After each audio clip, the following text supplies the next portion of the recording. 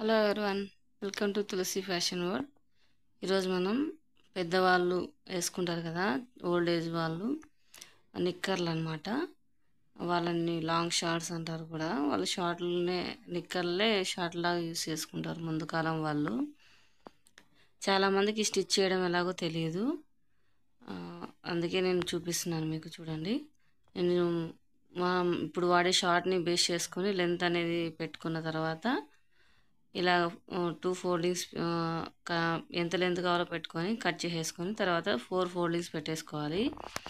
4 foldings పెట్టేసుకున్న తర్వాత మధ్యలో అటాచ్మెంట్ కోసం కొంచెం లెంత్ తీసుకొని తర్వాత స్ట్రైట్గా కట్ చేసుకోవాలి.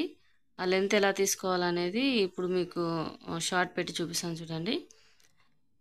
అదో అక్కడ వరకు, ఎక్కడ మనకు కర్వ్ వస్తుందో అక్కడ వరకు తీసుకొని తర్వాత స్ట్రైట్గా కట్ చేసుకోవాలి. అది ఎందుకోసం అంటే మనకు బాడీ అనేది ఫ్రీ మూవింగ్ ఉండాలి కదా వాళ్ళకి. ఇప్పుడు షార్ట్లు అంటే మన వాళ్ళు ఎలాగైనా వేసుకుంటారు, కానీ ముందు కాలం వాళ్ళు కొంచెం ఫ్రీగా మూవ్ అవ్వాలి, పని చేసేటప్పుడు కంఫర్టబుల్గా ఉండాలి అనుకుంటారు. సో అలా కుట్టించుకునే వాళ్ళు అనమాట. మనం ఇంకా జాయింట్స్ అన్నీ కట్ చేసేసుకున్న తర్వాత పైన కూడా జాయింట్స్ వచ్చాయి కదా, జాయింట్స్ కూడా కట్ చేసేసుకొని ఇప్పుడు మీకు ఓవర్వ్యూ అనేది చూపిస్తాను చూడండి ఎలా ఉంటుంది అనేది. ఇలా వస్తుంది అనమాట. Back 2 parts, pieces, back side 2 pieces, front side 2 pieces వస్తాయి. మధ్యలో అటాచ్మెంట్ అనేది అలా పెడతామన్నమాట. అది ఎందుకంటే ఫ్రీ మూవింగ్ కోసం. ఇది వచ్చి జోబ్ కోసం అండి.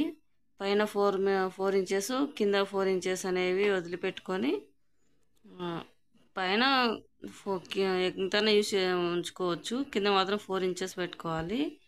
ఎందుకంటే జోబు ఓపెన్ ఎంత కావాలనే దాన్ని బట్టి చూడండి ఇక్కడ కట్ చేస్తున్నాము. ఖర్చుల కోసం, జోబు ఫోల్డింగ్ కోసం అనమాట. అది మన ఇష్టం అనమాట, ఎంతైనా పెట్టుకోవచ్చు. కింద 4 పెడితే కొంచెం వాళ్ళకి కంఫర్టబుల్గా ఉంటుందని అలా పెట్టేసామన్నమాట. దీనికి ఎగ్జాక్ట్ మెజర్మెంట్స్ ఏమనేవి ఉండవు, మనం అన్నీ అందాజమైననే పెట్టేసుకోవచ్చు. మనకి ఎంత రిక్వైర్మెంట్ ఉంటుందని దాన్ని బట్టే ఉంటుందండి. ఇవి వచ్చి జోబుల కోసం కట్ చేస్తున్నాము. ముందు పాకెట్స్ ఎక్కువ పెట్టుకునే వాళ్ళు కదా పెద్ద పెద్దగా, అలా అనమాట. అది ఇందాక మనం ఫోల్డింగ్ అనేది కట్ చేసాం కదా, ఆ కట్ చేసిన దానికి అటాచ్ చేసుకుంటూ ఇలా జోబ్ అనేది మనం స్టిచ్ చేసేస్తాం అనమాట. చూడండి, ఫోల్డింగ్ మీకు కనబడుతుంది కదా, అలా ఫుల్గా మొత్తం పెట్టేస్తాము. ఇప్పుడు అన్ని జోబ్స్ అన్ని చిన్న చిన్న పీసెస్ యాడ్ చేస్తారు, కానీ ముందు కాలం వాళ్ళు ఎలాగంటే పెద్ద పెద్ద జోబులు పెట్టుకునే వాళ్ళు అనమాట. అది ఎందుకనేది నాకైతే తెలియదు, కానీ ఉండేదైతే అలా పెట్టుకునేవాళ్ళు. ఇప్పుడు ఒకటి స్టిచ్ చేస్తాం కదా, తర్వాత ఇంకో పార్ట్ ఇంకోసారి స్టిచ్చింగ్ అనేది చేసేస్తున్నాం అనమాట. 2 స్టిచెస్ చేస్తే కొంచెం స్ట్రాంగ్గా ఉంటుందని థాట్ అనమాట, అంతే. తర్వాత ఇంకోటి పీస్ అనేది ఉంటుంది కదా మనకి, ఆ పీస్ కూడా జాయిన్ చేసుకోవాలి కింది సైడు. ఎందుకంటే ఫ్రంట్ మనకి ఫ్రంట్ సైడ్ వచ్చి 2 పీసెస్, బ్యాక్ సైడ్ వచ్చి 2 పీసెస్ వస్తాయి కదా. సో జోబు ఫ్రంట్ సైడ్ ఉన్న 2 పీసెస్ అనేవి అన్నీ యాడ్ చేసేసేయాలి ఒకసారి. ఇలా యాడ్ చేసుకుంటే మనకి ఒకేసారి వచ్చేస్తుంది అనమాట. చూడండి, మీకు నేను చెప్పేది అర్థం కాలేదంటే కామెంట్ చేయండి, నేను మళ్ళీ మీకు నీట్గా ఎక్స్ప్లెయిన్ చేస్తాను.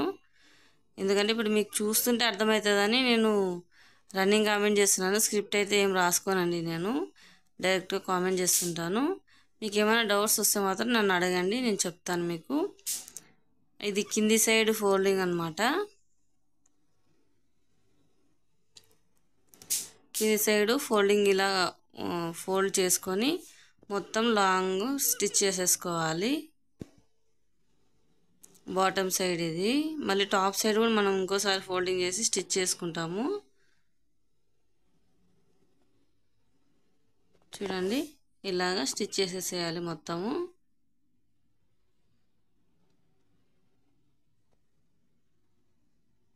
ఇలా స్టిచ్ చేసిన తర్వాత జోబు ఉంటుంది కదా, జోబు పైన కూడా మళ్ళీ కొద్దిగా ఫోల్డ్ చేసుకొని మళ్ళీ స్టిచ్చింగ్ అనేది వేసుకుంటారు. ఎందుకంటే మళ్ళీ జోబు పైన ఒకసారి స్టిచ్ చేయాల్సి వస్తుంది. అందుకోసం అన్నమాట. చూడండి ఇలాగా మనం ఫోల్డింగ్ చేసుకుంటూ స్టిచ్ అనేది చేసుకుంటూ వచ్చేయాలి లాస్ట్ వరకు. ఫోల్డింగ్స్ కొంచెం ఎక్కువ చేసుకుంటే కొంచెం లుక్ అనేది కొంచెం నీట్గా అనిపిస్తుంది అనమాట. అందుకోసమని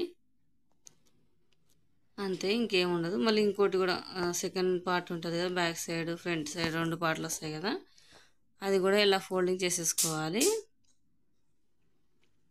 ఇలా చేసుకుంటే ఎక్కువ ఎక్కువ ఎందుకు పెడుతున్నారంటే ఫోల్డింగ్స్ అనేది నీట్గా ఉండాలి, కనబడడం కూడా అది షార్ట్ అనేది నీట్గా కనబడుతుంది అనమాట. నిక్కర్ అంటారు షార్ట్, ఇప్పుడు మనం షార్ట్ అనుకుంటాం.